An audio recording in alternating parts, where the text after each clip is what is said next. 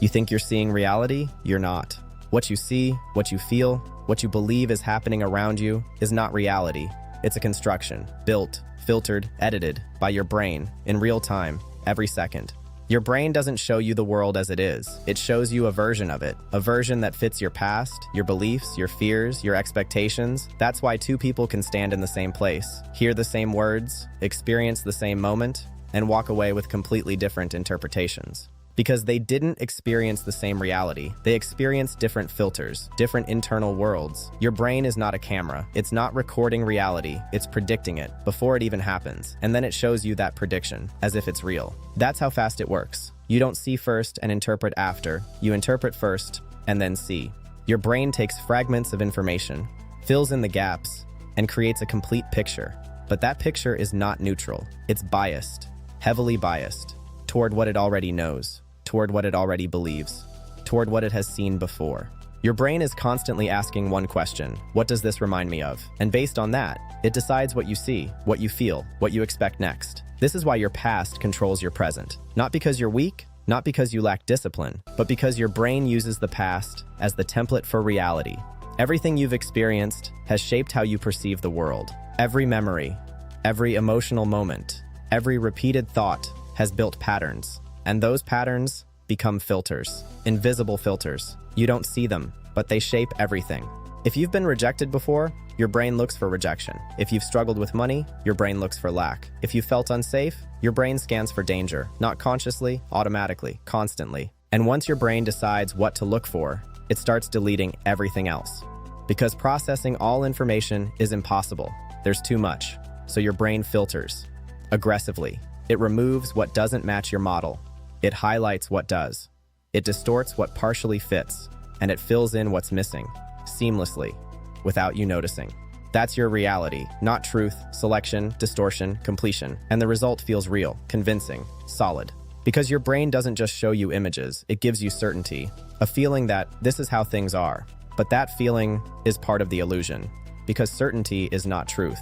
It's confidence in a prediction. That's it.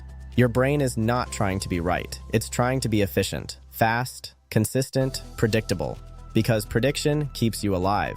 If your brain can predict what's coming, it can prepare, react faster, avoid danger. That's the priority. Not accuracy, not objectivity, survival, always survival. And here's where it becomes dangerous. Because the more you repeat a pattern, the stronger the filter becomes. The stronger the filter, the more it shapes your reality. And the more it shapes your reality, the more you believe it's true. That's the loop. A closed system, self-reinforcing. You believe something, your brain filters reality to match it. You see evidence, you strengthen the belief. Again and again and again, until it feels undeniable. But it's not truth, it's repetition.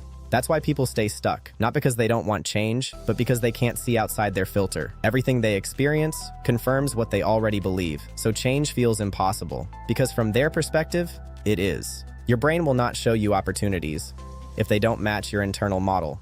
It will ignore them, or distort them, or make them feel irrelevant. That's why two people can be in the same situation, and one sees opportunity, while the other sees limitation. Different filters, different realities, same world. Your perception is not passive, it's active, constructive. Your brain builds reality, piece by piece, moment by moment. And it does it so fast, you think it's just what is, but it's not. It's what your brain allows. That's why your beliefs matter. Not because they're positive or negative, but because they shape perception. They decide what enters your awareness, what gets ignored, what feels possible, and what feels impossible. If you believe something is out of reach, your brain will literally remove evidence that contradicts that. You won't see it, not because it's not there, but because it doesn't match your model, and your brain protects the model at all costs. Because changing the model feels like losing control. It creates uncertainty, instability, and your brain hates that.